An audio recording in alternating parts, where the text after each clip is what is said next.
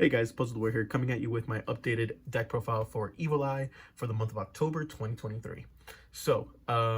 Like always, if you guys already know what the deck does, there's always going to be a deck image down below.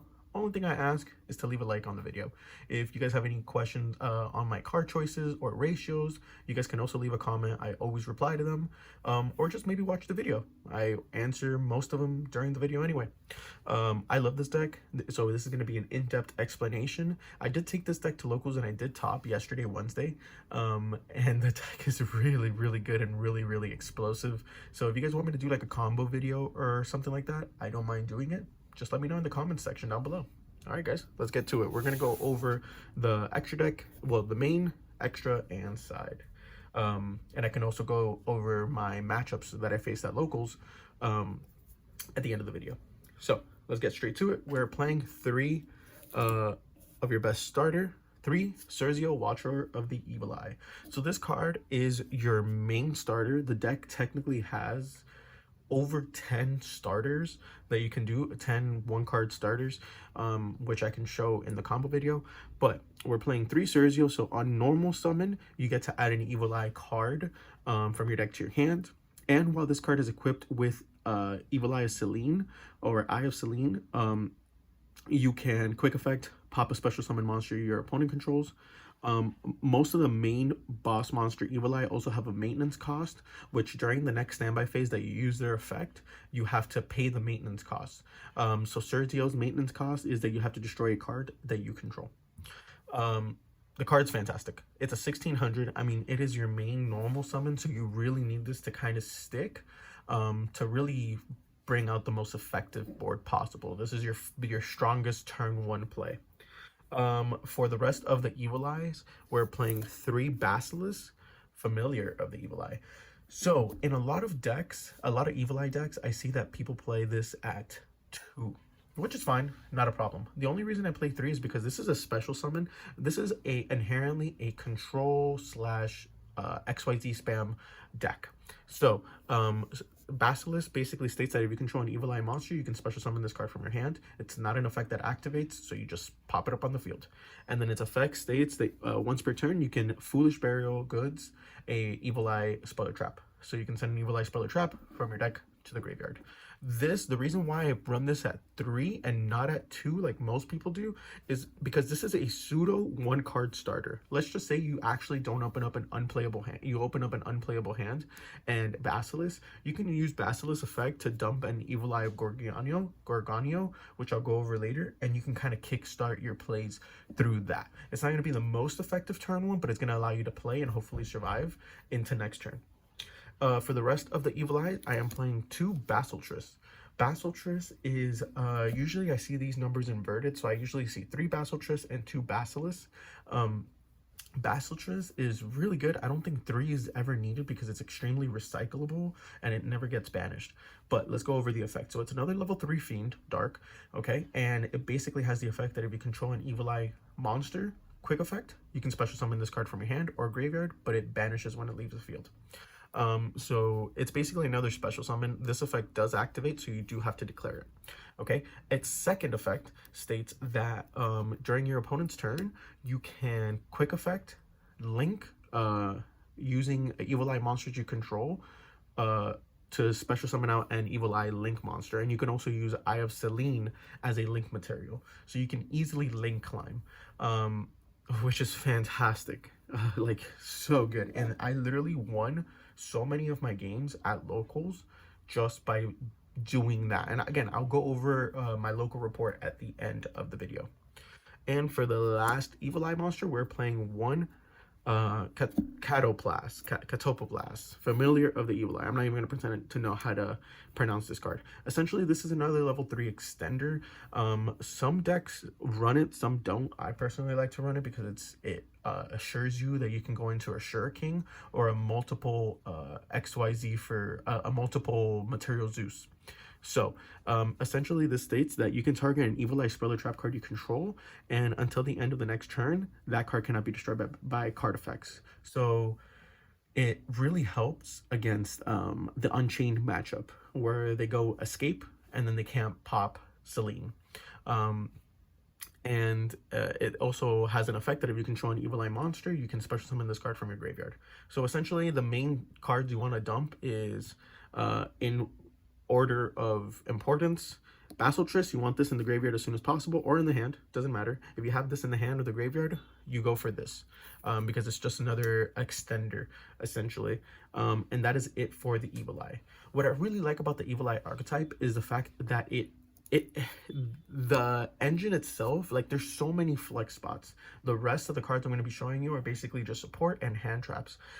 So there's so many flex spots. Just with this, that's all you need. You don't need anything else.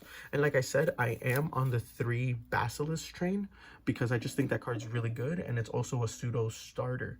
So that's why I run it at 3, because I'd rather see that card than a Basilisk or a Cataplast if I don't see Cerzio. For the hand traps, we're running the 3 standard Ash Blossoms. I mean, Ash Blossoms right now hit a variety of cards. They hit Unchained. They hit Branded, of course. They hit, oh my god, Chimera and stuff like that. So just, this card's just really good in general. Really not that much to say about Ash Blossom. And then I am opting to run 3 Nibiru. Nibiru in the tournament caught so many people off guard. So I Nibiru'd probably, I played 4 rounds. I Nibiru'd, my god, like literally almost every game. I think like 3 out of the 4 matches that I had, I Nibiru'd.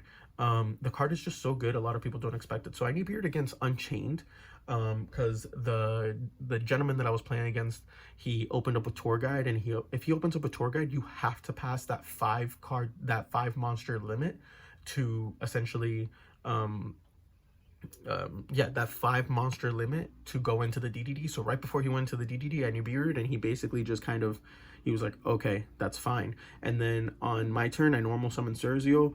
I equipped it with Selene, and then Cerzio equip Nibiru token, and then I basically have a 2100 Selene that I can potentially that turn OTK, which I did, by the way. I did OTK a lot during the tournament. And then I Nibiru'd a Rika player and stuff like that. Again, I think Nibiru is just really, really good. If you don't want to run Nibiru, you can run Droll. Droll was another card that I was debating on running, because Droll is really strong. I think it's coming back into the meta against like Pearly and stuff like that.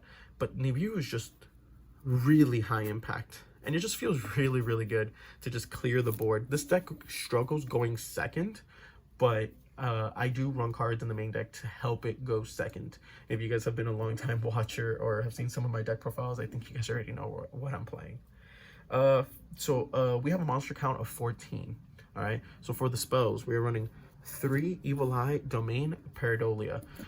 This is essentially, again, another 1-card starter. So Pareidolia states that when it's activated, you can add an Evil Eye monster from your deck to your hand. So this card is usually always going to search out Cerzio or an extender if you already have a Cerzio in hand. Or you can search out another Cerzio for next turn. And then it also states that during the damage calculation, if you were to take damage from an opponent's battle, you can make your opponent take that amount as well. That one didn't really come up in the tournament ever. And then its last effect states that if this card were to get destroyed by a card effect, I get to add a Evil Eye monster from my graveyard to my hand. So it's a pretty good recursion, especially for the grind game. This worked really well with Cerzio's maintenance costs. Like during the standby phase, I have to pop a card I control if I have Cerzio, so I usually pop Pareidolia. It's your main target to pop, and then I get to basically add resources from a graveyard back to the hand. We're running the 1 Terraforming, like I said, another 1-card starter. The best 1-card starter. Unleash this card. So many players had to read this card, and like they literally were like, huh?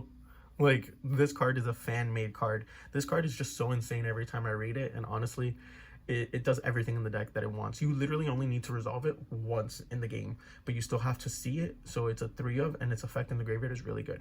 Essentially, it states that you can send 1 Evil Eye monster and 1 Evil Eye Speller Trap from your deck to the graveyard as cost. So there you go, that's already a setup. Just sending it for cost is setup enough.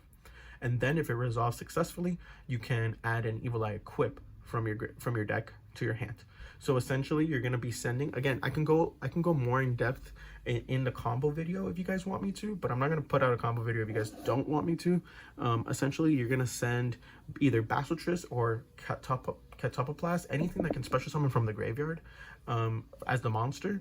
Or in one case, I did have a scenario where I had to send a Cerzio and a Gorgonio, which is the equipped spell that I'm going to go through right now, and then add Selene.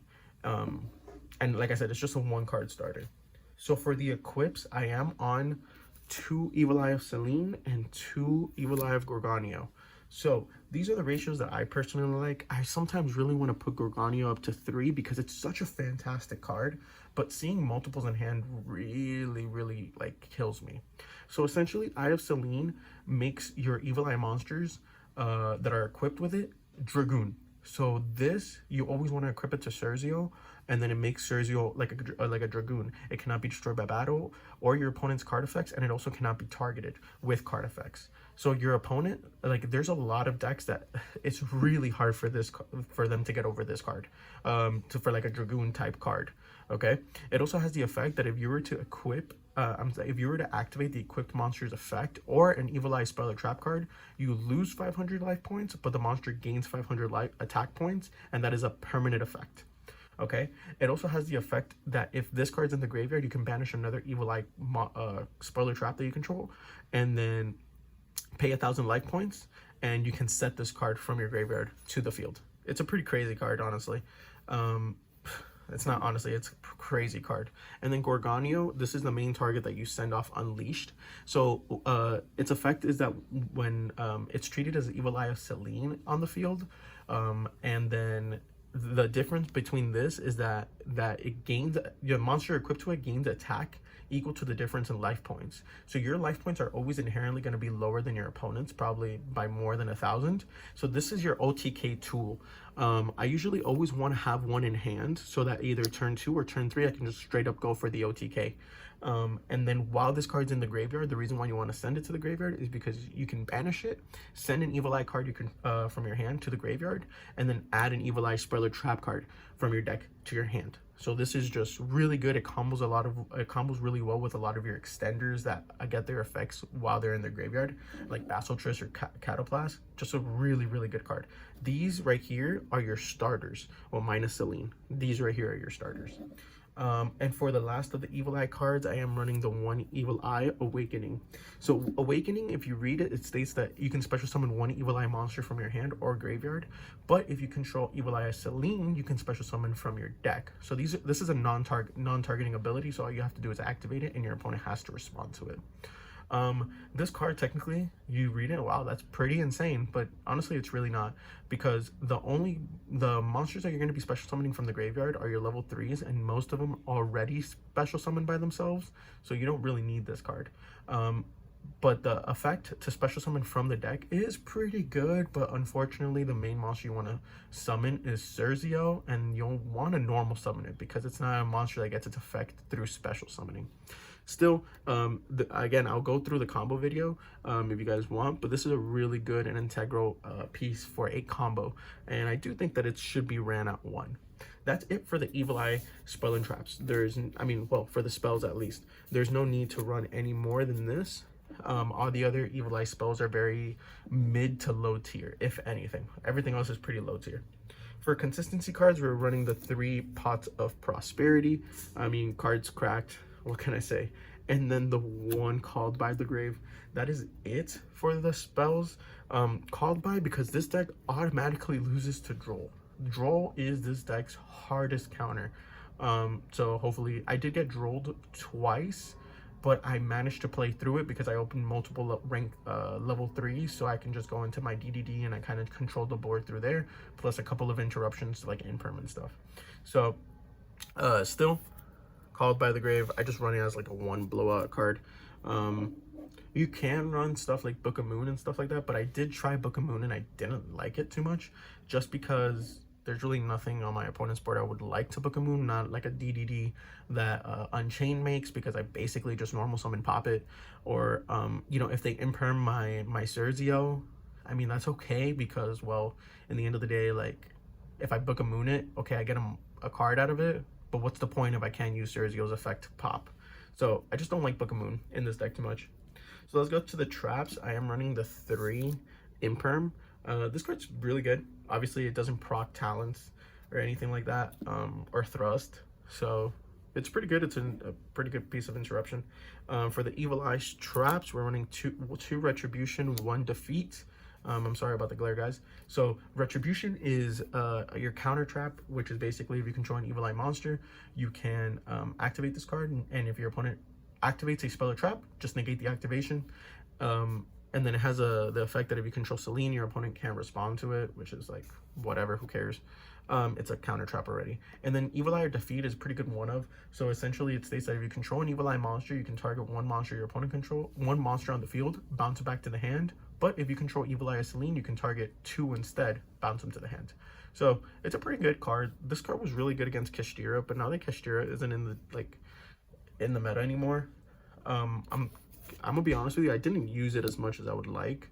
I usually just ended up searching Retribution because this is a really good card.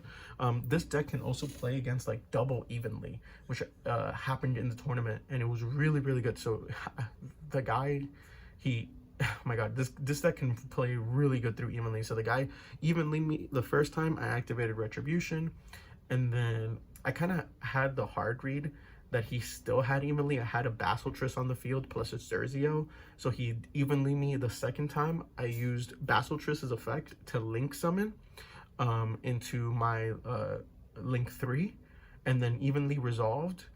Everything gets sent to the graveyard, not by evenly but by the link, and then Unchained, Unleashed.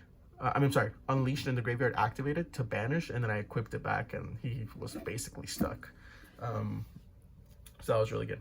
And then for the last of the traps, like I said, this deck sucks going second, 3 evenly matched. This is really good. It combos really well, especially with Nibiru. I wanted to play like really high impact cards. I think evenly is really, really good. I've been kind of playtesting Super Poly. I still like I'm still on the fence between Super Poly and evenly matched, but evenly matched just helps against like trap matchups as well. And it's just a really, really good card. I even lead quite a bit game 1, and people were really caught off guard by it. So let's go to the extra deck. For the extra deck, I would say it's pretty simple. I'm running 3 Gorgon. So Gorgon is your link 2. Essentially, it just requires 2 monsters, including 1 Evil Eye monster. So a link 2, and then it gains 100 attack for each Evil Eye card in your graveyard with a different name. So it's pretty okay. And then it has a quick effect while it's equipped with Eye of Selene. You get to target a monster on the field and negate its effects. So that's also pretty good. And then its maintenance cost is that during the standby phase, you have to pop a monster that this card points to. Which came up actually during the Unchained matchup. The guy left a monster, pointed to the arrow, and I was like, okay, standby phase, activate the effect, and that was really funny. So 3 Gorgon, pretty good. I use it to link sometimes, obviously. 3 Zerziel. This is obviously your OTK tool. This is the card I actually used the most in the tournament. Zerziel is kind of, I would say, next to Cerzio with a Z, is your boss monster. So this one it's a link 3, so it requires 3 materials. So Basiltriss's effect, it lets you use Eye of Selene as a material. So you go Cerzio, Basiltriss, Eye of Selene, you have your 3 materials into Zerzio. So its effect states that if a material that with 2600 or more attack was used for the link summon, this card can attack twice during the battle phase. So it enables OTKs. I'm telling you, I OTK'd like crazy this tournament. And then it has the effect that once per turn, if it's equipped with Eye of Selene quick effect, I can target 1 card on the field and destroy it. So it's, again, another really good piece of interruption. And then during the standby phase that I use that effect, I have to negate a monster that this card points to. So that's like the maintenance cost. And then for the last of the link, I am running 1 Goddess on the Underworld of the Closed World. This card's just really good, especially in this deck where you pop out monsters so quick. Like literally in like turn 2 or whatever, I have like a lot of really, really good monsters. I have Cerzio, I have the 3 level 3s, and then like I just can link it off into Underworld Goddess, and my opponent is mad. That's it for the links. Honestly, you can get away with like a lot of things with this deck, like Access Code Talker, like any of the Nightmare cards, but I really like Underworld Goddess. I think it's a really good card. For the XYZs, these are the main ones I went into. I went into these the most. I'm gonna obviously go over the rest, but Cicada King was the one that I went into the most because it stops at 4 summons. Just in case my opponent had Nibiru, I just Cicada King. Cicada King states that it requires 2 level 3 monsters, and then if your opponent activates a monster effect on the field, you can detach one and negate that activation.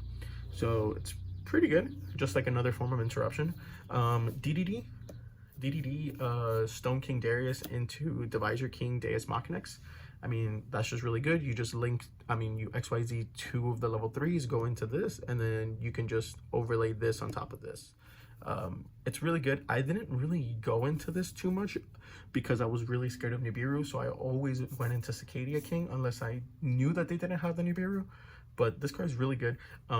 I had a like, oh my god, like a 5 material Zeus, 6 material Zeus, because this basically comes out with the 2 materials used to make DDD plus this. I'm sorry, a 4 material Zeus, and then I attacked with this with Divisor King, and then with that I went into Zeus, and I basically could Zeus twice, which is just insane against like Unchained or something. They can't really do much. And then Ashura King, I went into it quite a few times. A lot of people had to read this card, and the card's honestly really cracked. So this requires 3 level 3 monsters, 3 plus, but usually you make it with 3. This is another way you make Zeus really, really big. But essentially, it gains 200 attack for each material. Well, every time it attacks, it gains 200 attack, and then it can attack a number of times up to the different materials that it has in equipped to it. And then also, if your opponent were to activate a monster effect, you can detach one card, negate the activation, and if you do destroy it, you can only use the effect once per turn. But it's pretty good because while Cicada King only gets its effect to negate monster effects on the field, this one just negates effects in general, so it's pretty good. And then, like I said, I made what I like about this deck is that you can make really big material Zeuses. Like, well, Downard Zeus. That's really, I don't think very much needs to be said here. So like I said, I did the Deus Ex Machinax. I had 4 materials on top of Zeus. It was fantastic, right? Ashura King, I just main phase 2, I overlaid it into Downard Magician, and then since it attacked, Zeus.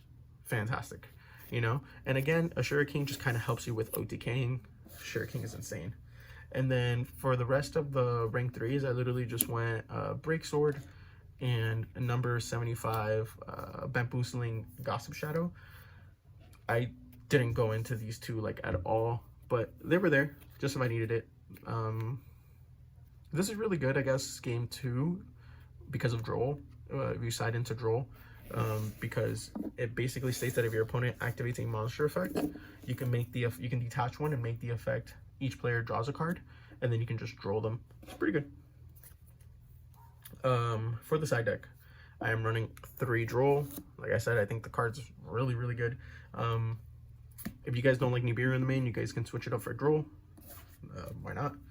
For the spells, I am running 1 Harpy's Feather Duster, and 3 Dark Ruler No More. This deck sucks going second, so Dark Ruler No More is really good. Just kind of establish a board. And I am running 2 Herald of the Abyss. Not much to say about this, honestly. It's good against Pearly and stuff. For the traps, I am running 3 Summon Limit and 3 Goes in Match. Summon Limit was insane this tournament too. I was playing against Sword Soul, and I literally flipped Summon Limit after he used his effect to Special Summon out token, and he literally just scooped it up. Card's crazy. Honestly, to the point that if I didn't main evenly in the main, I would probably main one of these. Obviously, Goes in Match is really good against Unchained, and it's really good against well, everything right now. And then Summon Limit is just really, really good. I'm not playing D-Barrier, even though you can play D-Barrier. I just kind of didn't want to. I feel like a lot of people were expecting D-Barrier, so I'd rather just have played these Floodgates. You can also play Skill Drain. Skill Drain's really good because all you do is just ISL and keep bumping it up, but like I didn't feel like I needed it. So guys, that is it for the deck. Please let me know if you want me to make the combo video. Evil Eye isn't really that much of a popular deck, so I think that we can make it a really good one. And I kind of want to keep playing this deck a little bit more. So guys, please just let me know. Like, rate, comment, and subscribe. Catch you guys later.